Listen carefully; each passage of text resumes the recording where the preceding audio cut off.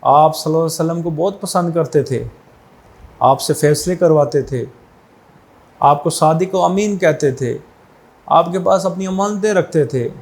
جب سے آپ صلی اللہ علیہ وسلم آتے تو کہتے وہ دیکھو ہمارے خاندان کا، ہمارے علاقے کا سب سے شریف اور معزز نوجوان آ رہا ہے۔ لیکن جب آپ نے ان کو کہا کہ میں تمہیں یہ بتاتا ہوں کہ اللہ کے سوا کوئی عبادت کے لائق نہیں اور میں اللہ کا نبی ہوں، باقی خداؤں کی نفی کر دو، تو اس وقت انہوں نے آپ صلی اللہ علیہ وسلم کو جھٹلایا، آپ کی اطاعت اور اتباع سے انکار کر دیا۔ اور یہ جو انکار تھا، آپ کی شرافت کو مانتے ہوئے، آپ کے اخلاق کو مانتے ہوئے، آپ کے حسن کو مانتے ہوئے، آپ کے کردار کو مانتے ہوئے، آپ کی تمام خصوصیات کو مانتے ہوئے یہ کام کیا گیا۔ عتبہ بن ربیعہ قریش مکہ کا ایک بڑا سردار تھا۔ جب وہ تنگ آ گیا تو اس نے کہا اے اہل قریش، میں جاتا ہوں محمد کے پاس اور اس سے بات کرتا ہوں کہ یہ تم نے کیا کام شروع کر دیا ہے، تمہاری وجہ سے بائی سے بائی لڑ رہا ہے، خاندان ٹوٹ رہے ہیں، ہم تقسیم در تقسیم ہو رہے ہیں۔ قریش مکہ کے سردار اس کو کہتے ہیں عتبہ جاؤ تم اپنی کوشش کرو، کیونکہ عتبہ کی دور اندیشی پہ قریش مکہ کو فخر تھا۔ عقبہ نبی صلی اللہ علیہ وسلم کے پاس آتا ہے، نبی صلی اللہ علیہ وسلم عبادت میں مصروف ہوتے ہیں۔ عقبہ کہتا ہے محمد، اے میرے بھتیجے، تجھے تو ہم بہت پیارا سمجھتے تھے، تجھے تو ہم اپنی اولاد سے زیادہ پسند کرتے تھے، تیری تو ہم بہت قدر کرتے تھے، تو ہم سب کا پیارا تھا، تم نے اب یہ کیا ہمارے درمیان فتنہ اور فساد پیدا کر دیا ہے؟ میرے بھتیجے، تمہاری وجہ سے خاندان ٹوٹ رہے ہیں، تمہاری وجہ سے ہمارے نوجوان ہم سے الگ ہو رہے ہیں، تو تم یہ کیا باتیں کرتے ہو؟ اے محمد، اگر تمہیں دولت کی لالچ ہے، دولت کا شوق ہے، تو ہم اتنی دولت تمہیں دے دیں گے کہ پورے اہل مکہ میں کیا اہل عرب میں تم سے زیادہ امیر کوئی نہیں ہوگا۔ اور اگر تمہیں بادشاہت کی شوق ہے تو میرے بھتیجے، آج تک ہم نے کسی کو سردار نہیں مانا، ہر قبیلہ اپنی سرداری کا دعویٰ کرتا ہے، لیکن ہم تمہیں متفقہ طور پر قریش کا سردار بنا دیتے ہیں۔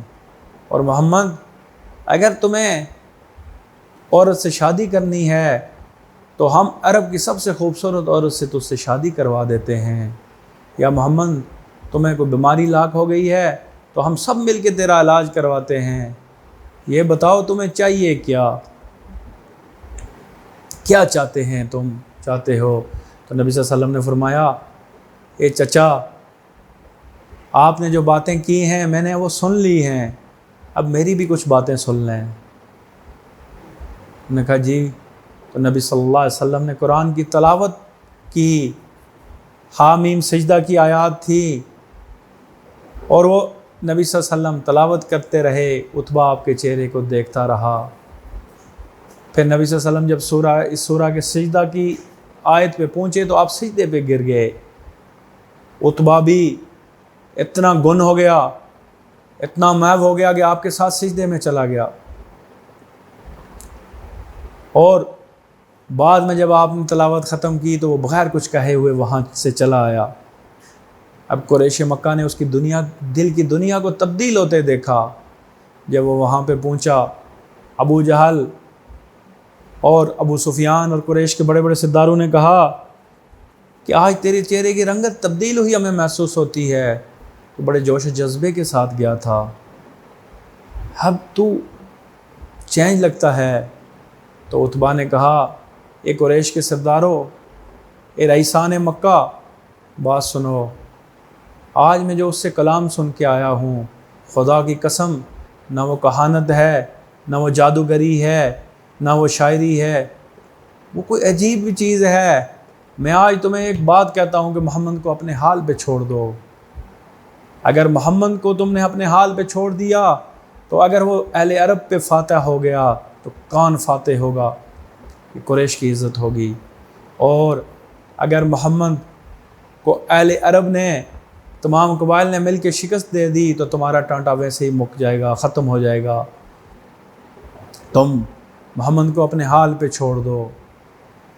لیکن قریش مکہ نے اس کی اس نصیحت پہ عمل نہ کیا۔